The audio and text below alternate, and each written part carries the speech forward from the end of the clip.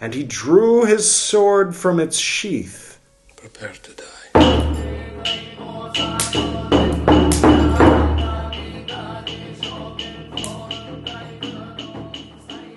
Welcome back. This is Buddhist Books Podcast, episode 297. And since it's a 7, we're reading Tipitaka. This is Tipitaka 194, Mahāvagga 10, Part 2, in which we'll pick up right where we left off in Part 1. If you'd like to start at the beginning of the Mahāvagga, the Great Division from the Vinaya Pitaka, it's basically rules of order for the original Sangha, then feel free to click that playlist, and you can scroll up and down the playlist. Maybe you can start with Mahāvagga 10 Part 1 if you want to know, where we are, if you're just jumping in right now. It's up to you. Also, if you would like to start at the very beginning of the Vinaya Pitaka, the rules basket is what we're reading first, so that's what we've been reading. You can click here for all 297 episodes of Tipitaka here on Buddhist Books Podcast, or more than 297 if you're in the future from my perspective. Okay, so yesterday we saw, a few days ago in the previous episode, there was the makings of what appeared to be a schism, and it wasn't really clear what was happening or if anything was being resolved, where there was a monk that a group of monks wanted to suspend, and he got a bunch of his friends and they all agreed, other monks, they all agreed that he shouldn't be suspended. So for them, for this group, he was suspended. For this group, he wasn't suspended. So then they were having their formal meetings separately, and Lord Buddha said, as long as you have it within the boundary, then it's valid. If everything's done by rule, even though you think that he's suspended and you don't think he's suspended, but he didn't like that people were behaving in a schismatic way. So we'll pick up where we left off last time and see where it goes, if it indeed goes somewhere. All right, hope everybody's doing well. Here we go. Now at that time, monks, causing quarrels, causing strife, falling into disputes in a refectory amidst the houses, behaved unsuitably towards one another in gesture, in speech. They came to blows. People looked down upon, criticized, spread it about, saying, quote, how can these recluses, sons of the Sakyans, causing quarrels? 3 dots. Thank you, Polytext Society. The Polytext Society has opted to take out a word or phrase or sentence or paragraph or page, no way to know, without looking through all the books and seeing the last time that a similar thing happened and copy-pasting mentally what goes here. All right. 3 dots come to blows. End quote. Monks heard these people who, 3 dots, spread it about. Those who were modest monks, 3 dots, spread it about, saying, quote, how can these monks, 3 dots, come to blows? End quote. Then these monks told this matter to the Lord. He said, quote, is it true, as is said, monks, that monks, 3 dots, came to blows? End quote. Quote, it is true, Lord, end quote. Having rebuked them, having given reasoned talk, he addressed the monks, saying, quote, monks, if an order is divided, if it is behaving not according to the rule, if there is unfriendliness, you should sit down on a seat, thinking, quote within quotes, at least we will not behave unsuitably toward one another in gesture, in speech. We will not come to blows. End quote within quotes, monks. if an order is divided, but if it is behaving according to the rule, if there is friendliness, you may sit down on a seat next to one another, end quote. Did you see that meeting with Mom Donnie? Oh my God. That just couldn't help coming to mind. All right, anyway. Now at that time, monks making quarrels, making strife, falling into disputes in the midst of an order, wounded one another with the weapons of the tongue. They were not able to settle that legal question. Then a certain monk approached the Lord. Having greeted the Lord, he stood at a respectful distance. As he was standing at a respectful distance, that monk spoke thus to the Lord, quote, "This is a case, Lord, where monks making quarrels, are not able to settle that legal question. It would be good, Lord, if the Lord, out of compassion, were to approach these monks." End quote. The Lord consented by becoming silent. The Lord approached those monks. Having approached, he sat down on the appointed seat.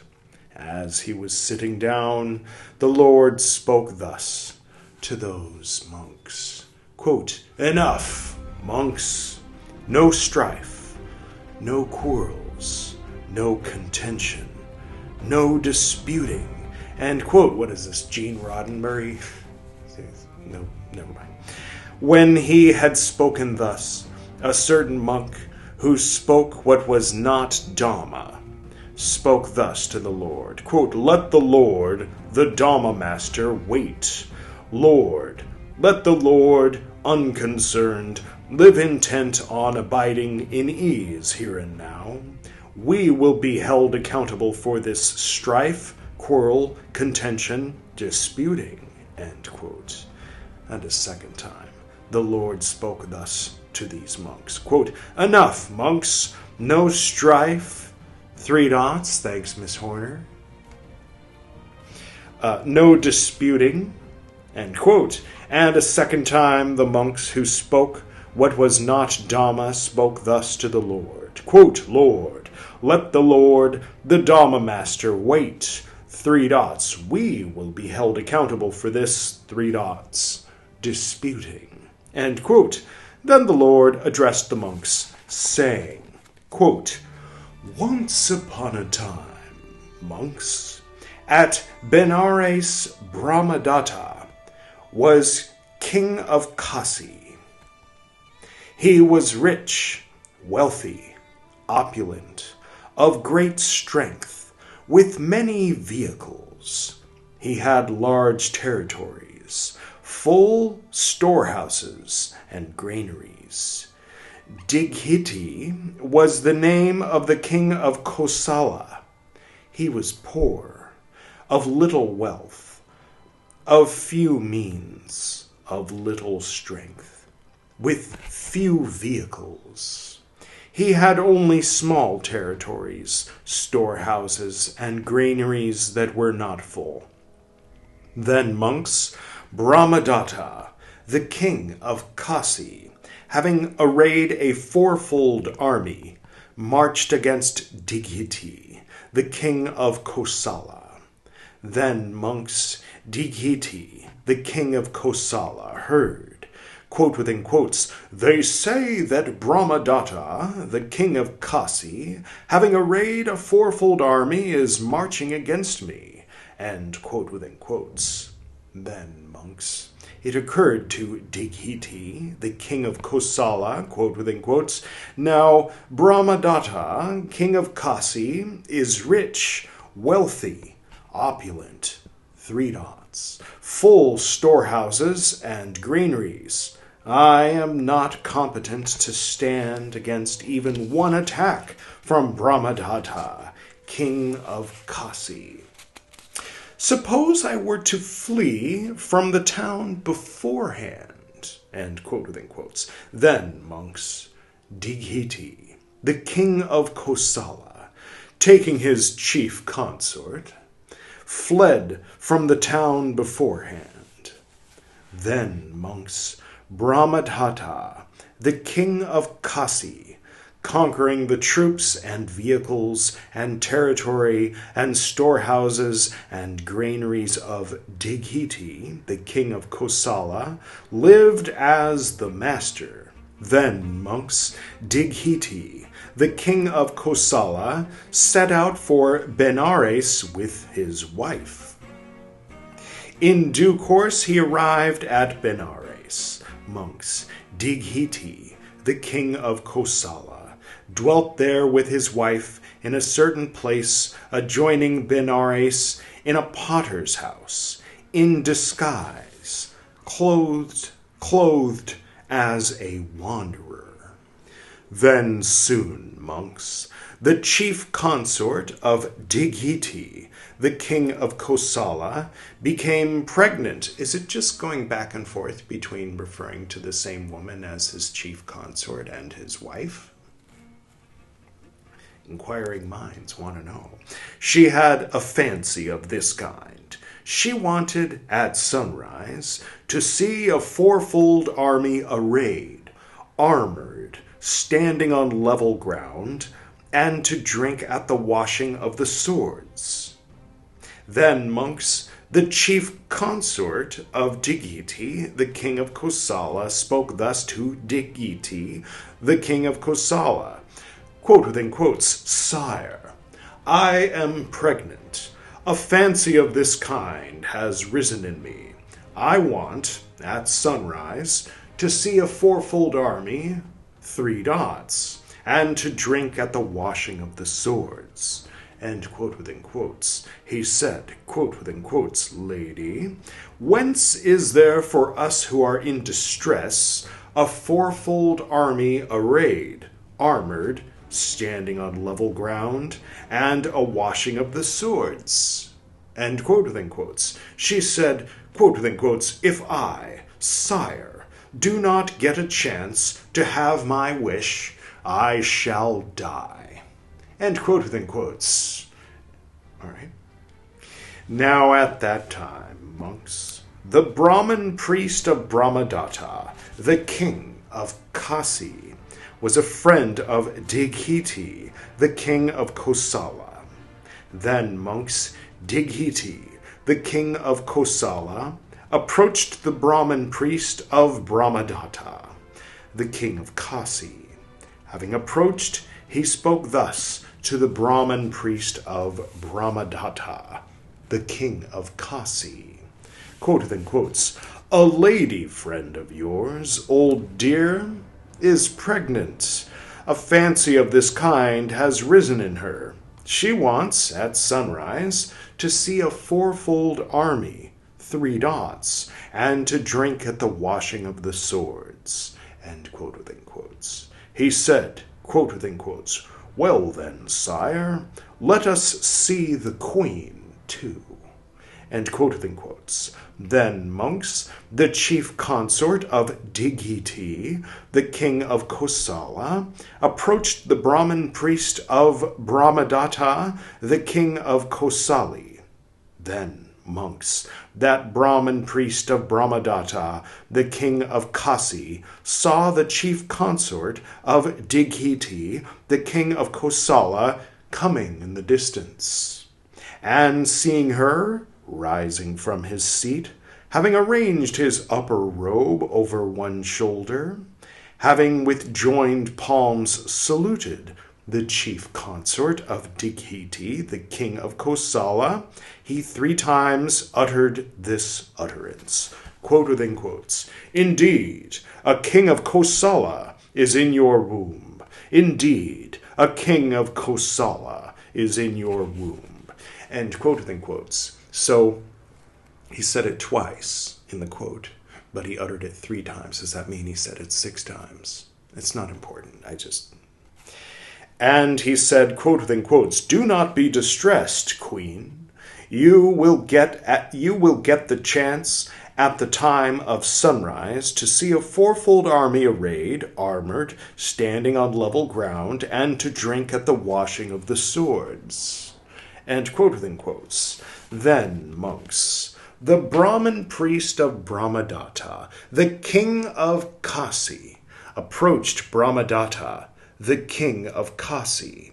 Having approached, he spoke thus to Brahmadatta, the king of Kasi, quote within quotes, Sire, the signs that are visible are such that tomorrow, at the time of sunrise, a fourfold army arrayed, armored, must stand on level ground, and the swords must be washed.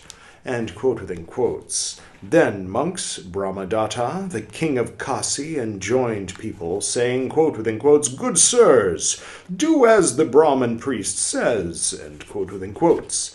So, monks, the chief consort of Dighiti, the king of Kosala, got the chance, at the time of sunrise, of seeing a fourfold army, arrayed, armored, standing on level ground, and of drinking at the washing of the swords. Then, monks, the chief consort of Dighiti, the king of Kosala, when the child in her womb had reached maturity, gave birth to a son. They gave him the name of Digavu.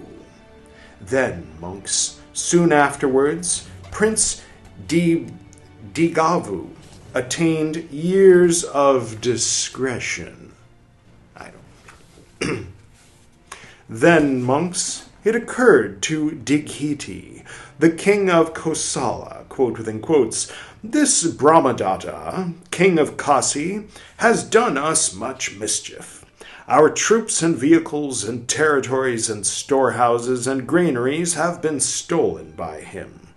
If he knew about us, he would have all three of us put to death.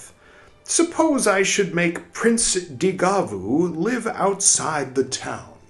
End quote within quotes. Then, monks, Dighiti, the king of Kosala, made Prince Digavu live outside the town. Then, monks, Prince Digavu, while living outside the town, soon learnt every craft.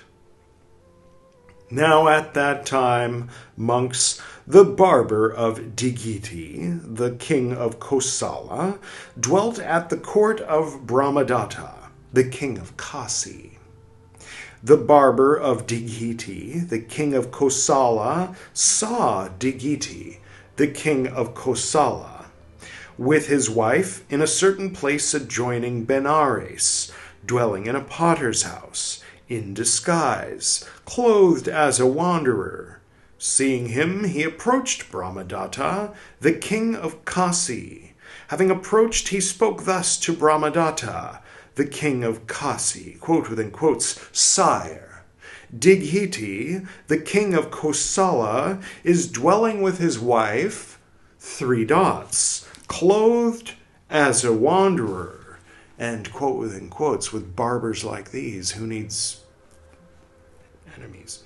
Then, monks, Brahmadatta, the king of Kasi, enjoined the people, saying, quote within quotes, Well then, good sirs, bring along Dighiti, the king of Kosala, with his wife, end quote within quotes. And, monks, these people having answered, quote within quotes, Yes, sire, end quote within quotes, in assent to Brahmadatta, the king of Kasi, brought along Dighiti, the king of Kosala, with his wife.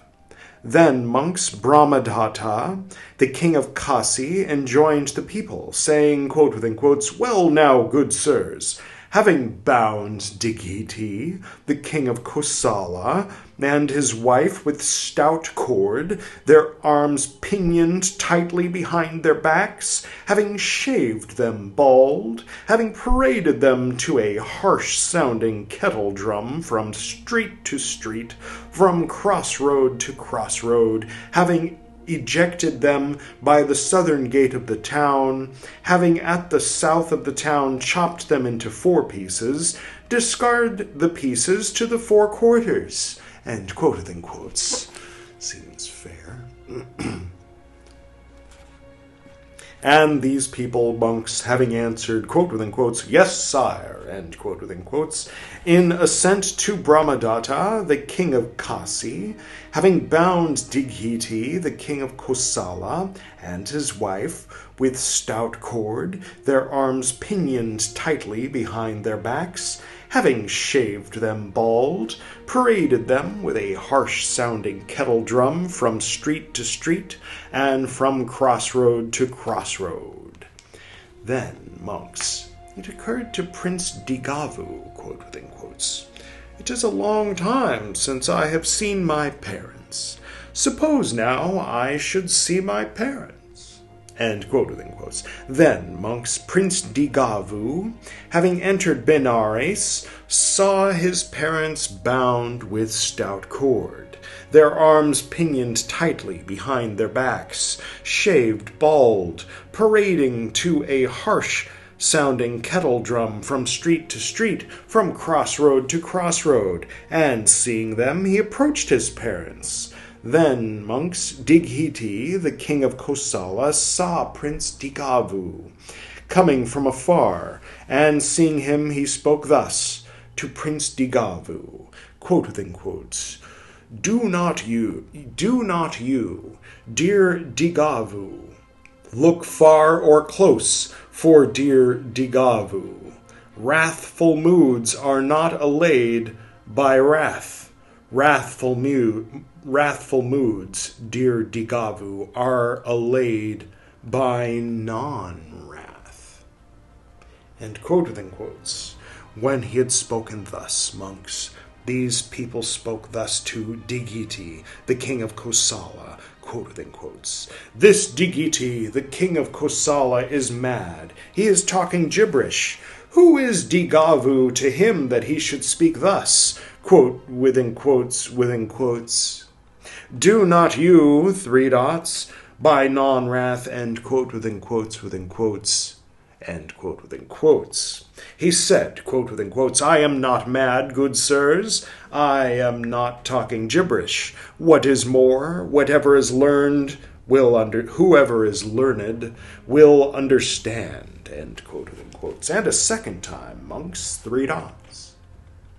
And a third time, monks, did Dighiti, the king of Kosala, speak thus to Prince Digavu, quote within quotes, Do not you, dear Digavu, look far or close, by non-wrath, end quote within quotes. And a third time, monks, did these people speak thus to Dighiti, the king of Kosala, quote within quotes, This Dighiti, the king of Kosala, is mad,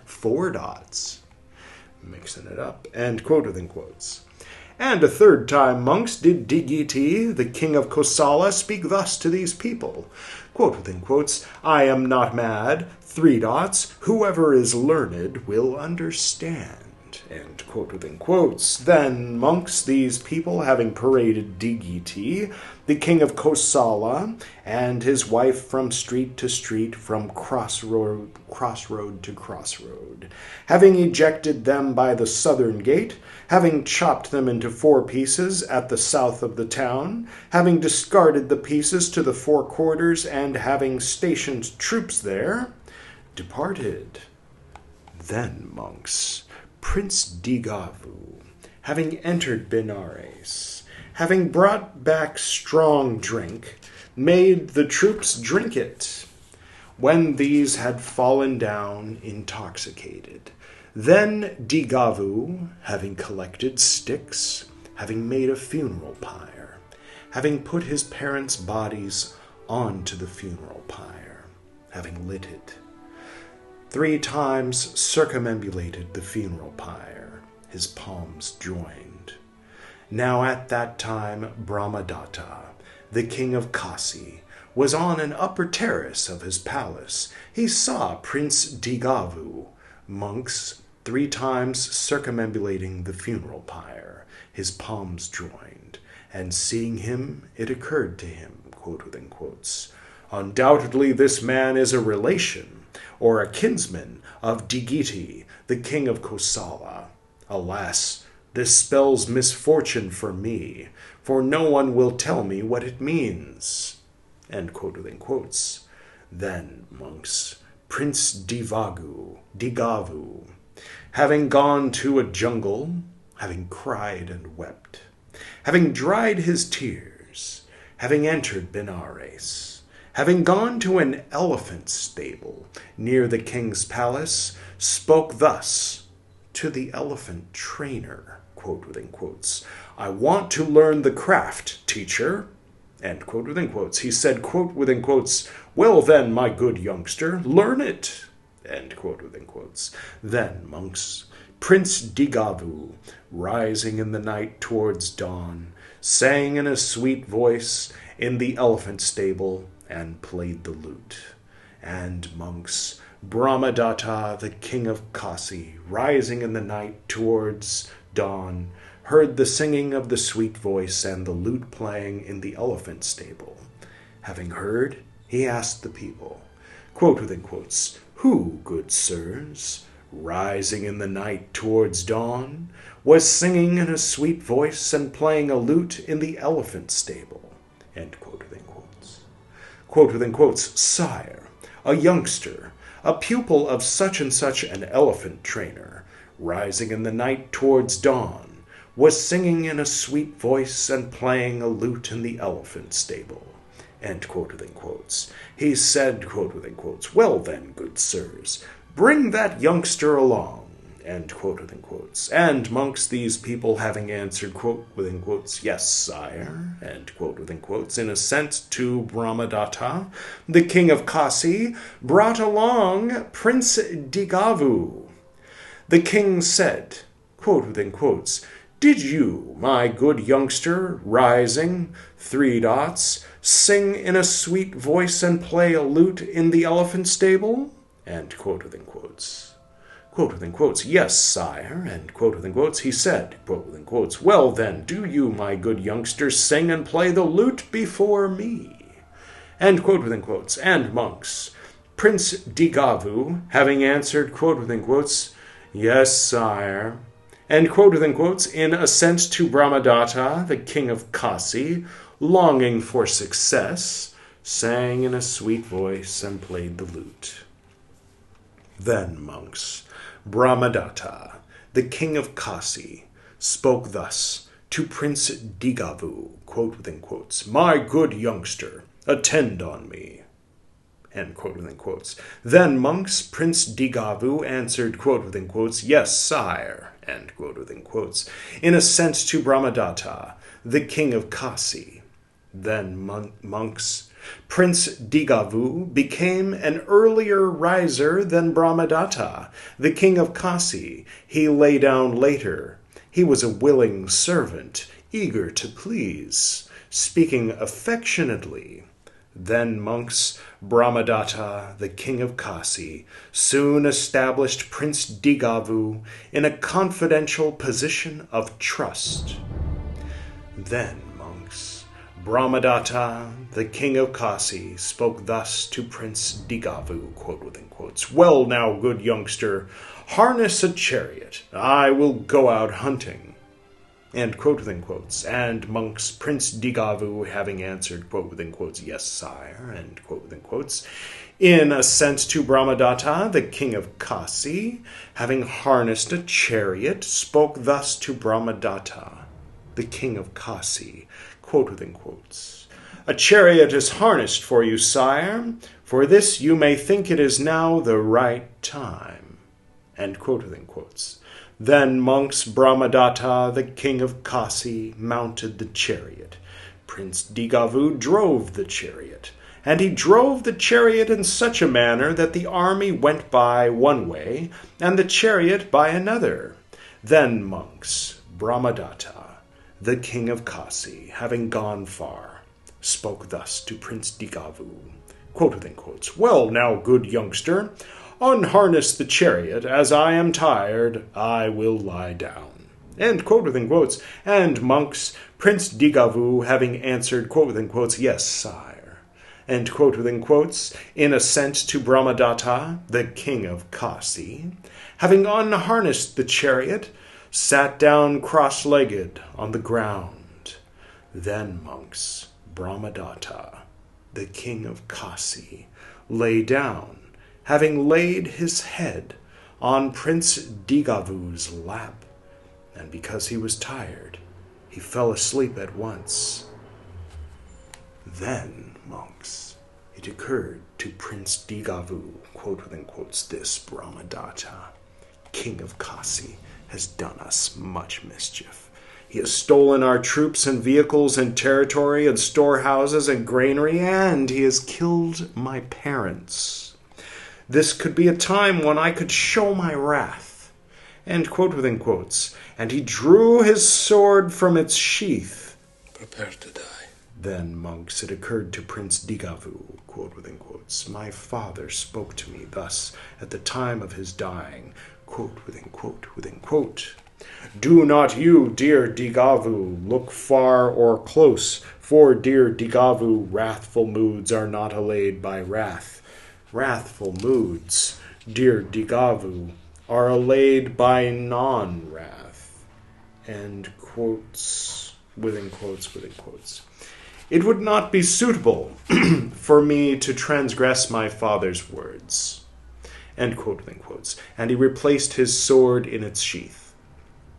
And a second time, monks, it occurred to Prince Digavu, quote within quotes, this Brahmadatta, three dots, when I could show my wrath, end quote within quotes, and he drew his sword from its sheath. Prepare to die. And a second time, monks, it occurred to Prince Digavu, quote within quotes, my father spoke thus to me, four dots, it would not be suitable for me to transgress my father's words, end quote within quotes, and again he replaced his sword in its sheath.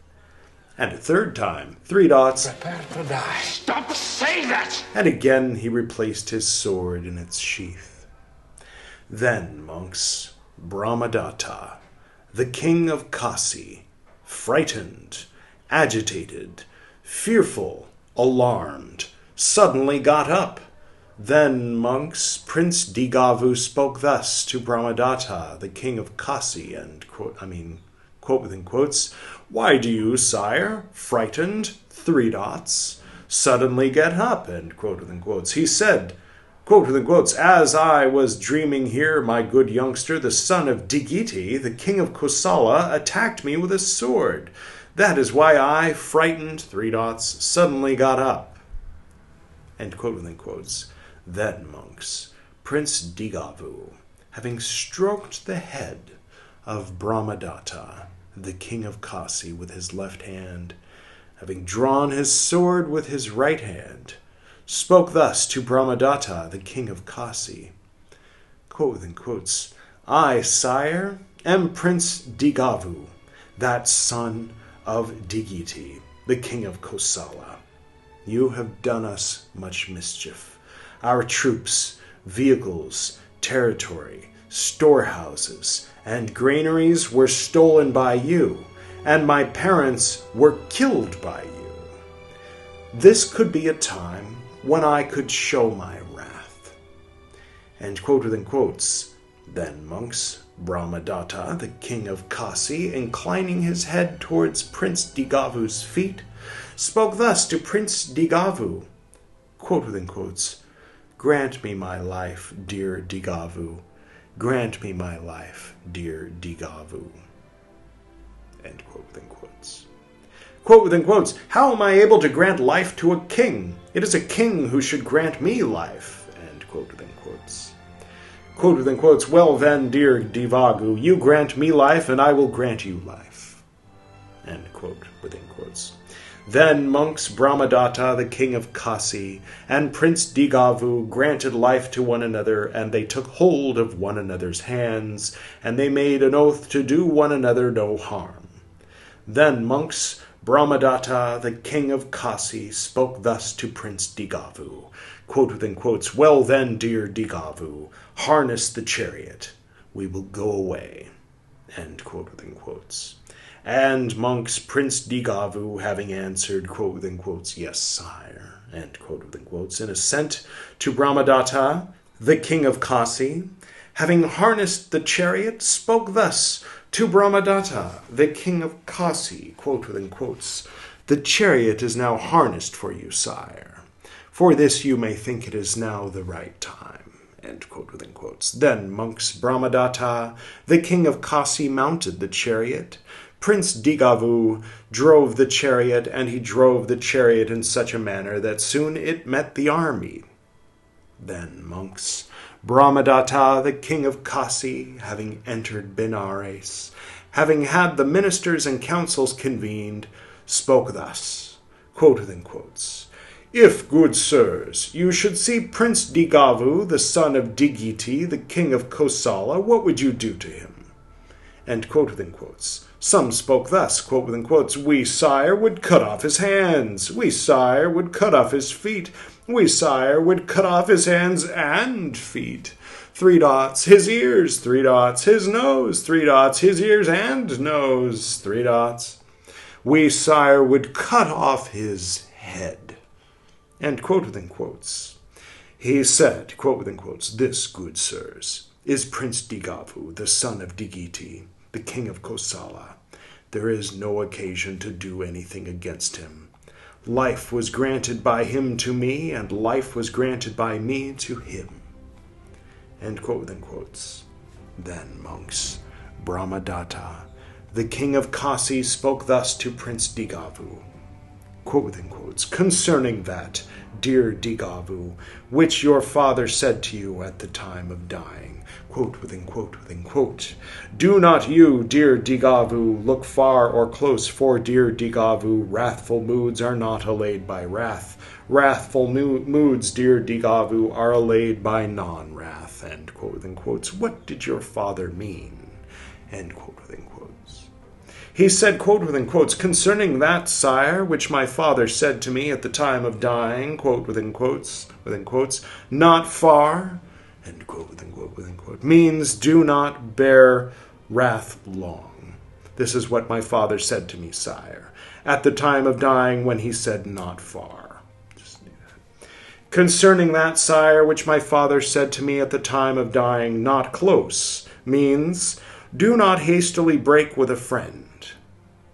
This is what my father said to me, sire, at the time of dying when he said, not close.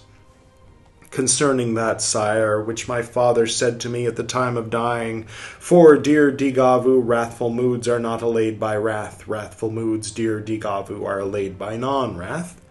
Means, my parents were killed by a king, but if I were to deprive the king of life, those who desired the king's welfare would deprive me of life, and those who desired my welfare would deprive these of life. Thus that wrath would not be settled by wrath.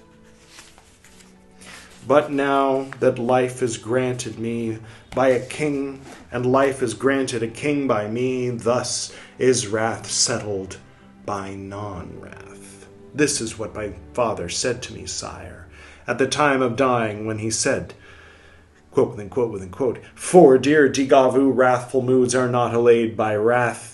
Wrathful moods, dear Digavu, are allayed by non-wrath. End quote, end quote, end quote, end quote. Then monks, this is Lord Buddha talking still in the original quotes.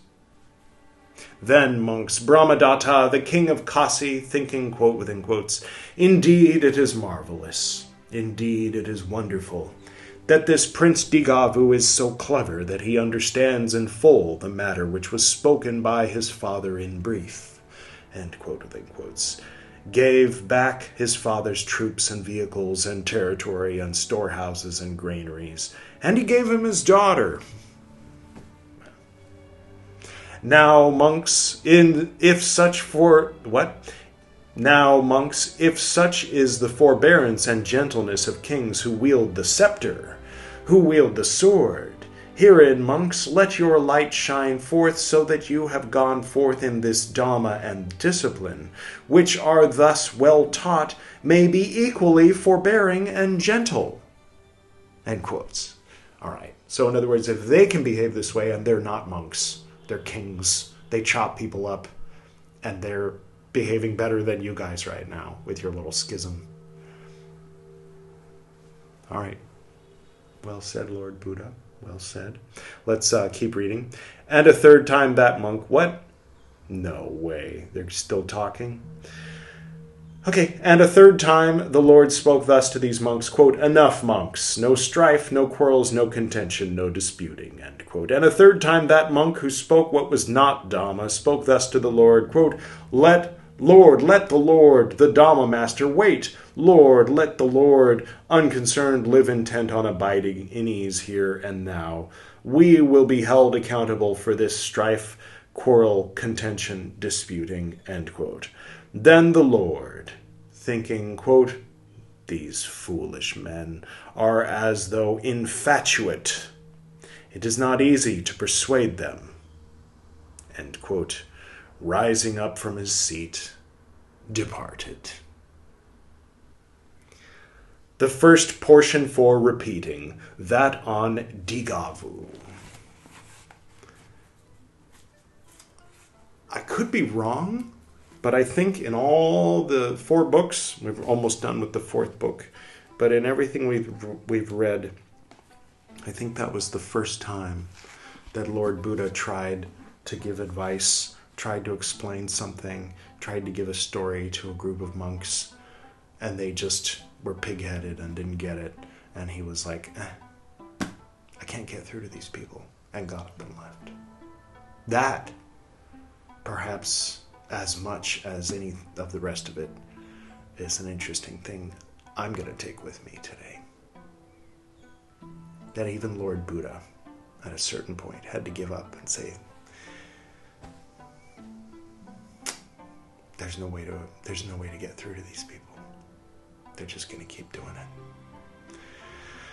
Huh. Well, that was fun. That was a little longer. I mean, it's okay. 45 minutes is an okay length for a Buddhist Books episode. That was enjoyable. Lord Buddha told us a story. Isn't that nice? It was a good story. It was sad at times, but it reminded me a little bit of Game of Thrones. I think there, if I'm not mistaken, editor Edward might have included some Game of Thrones soundtrack and maybe Braveheart and a few things, some reminiscent things. Anyway, okay. So, next time, it'll be episode 298, which notice when the hand points to the 8, it's not pointing to the Dharma wheel, which the Dharma wheels mean Tipitaka. The little monk with the green book means that we're going to be reading Shobo Genzo. We're going to be reading one of the lectures of Zen master Yeshe Tsogyal. So there's something to look forward to. If you would like to catch up on the Zen playlist before that episode comes out in a few days, then that's the Zen playlist. And all right. I hope that you enjoyed today's reading. I'll go ahead and do our usual closing. To the north and to the south, to the east and to the west, to the spirits of light among us and to the spirits below, we send out our reverent love and compassion. May all beings be happy. May all beings be serene. May all beings be in peace.